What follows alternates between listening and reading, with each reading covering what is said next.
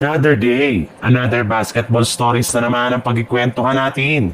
At ngayon nga ay ang balitang deal sa pagitan ng Phoenix Suns at Los Angeles Lakers. At ang balitang kailangan na nga daw mag-trade ang Golden State Warriors. Ayon nga sa kumakalat na balita sa social media ngayong araw, maaari nga daw na magkasundo ang front office ng Lakers at ang Suns tungkol sa isang 3-team trade ni Brooks since mas gusto nga nito na makalipat sa isang championship contender.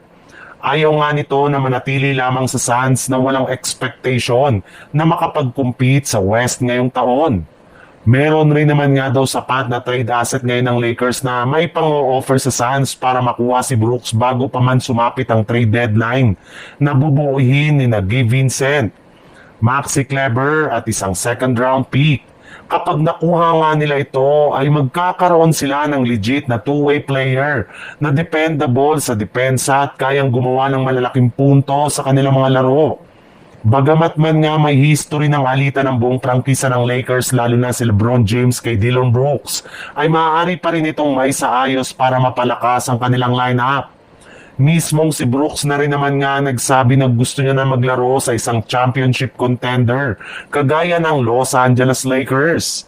Sa ibang balita naman, dahil nga sa pagkatalo ngayong araw ng Golden State Warriors sa kanilang laban sa Denver Nuggets, ay dapat na nga daw nilang ituloy na ang pakikipag-trade nila sa Utah Jazz para makuha si Lauri Markkanen. Gamit si Jonathan Kuminga na patuloy pa rin ang nagiging inconsistent ang performance sa kanilang mga laro. Napatunayan na nga na hanggang scoring lamang nagagawa nito para sa Warriors at nagiging liability pa pagdating sa depensa. Hindi rin naman nga reliable ang kanyang 3-point shooting, hindi katulad ni Lauri Markkanen, na bukod sa mapagkakatiwalaan yung shooting ay kayang-kaya rin naman nga nito na sumalaksak at bantayan ng best player ng kanilang kalaban.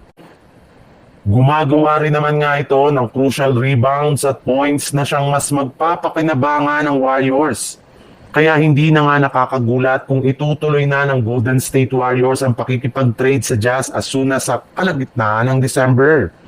Inamin na rin naman nga noon ng Golden State Warriors na hindi pa rin nila sinasarado ang posibilidad na pagkuha kay Lauri Markkanen dahil kapag pumalpak nga ang umpisa ng kanilang kampanya, ay tsaka na nga nila ito kukunin bago ang trade deadline.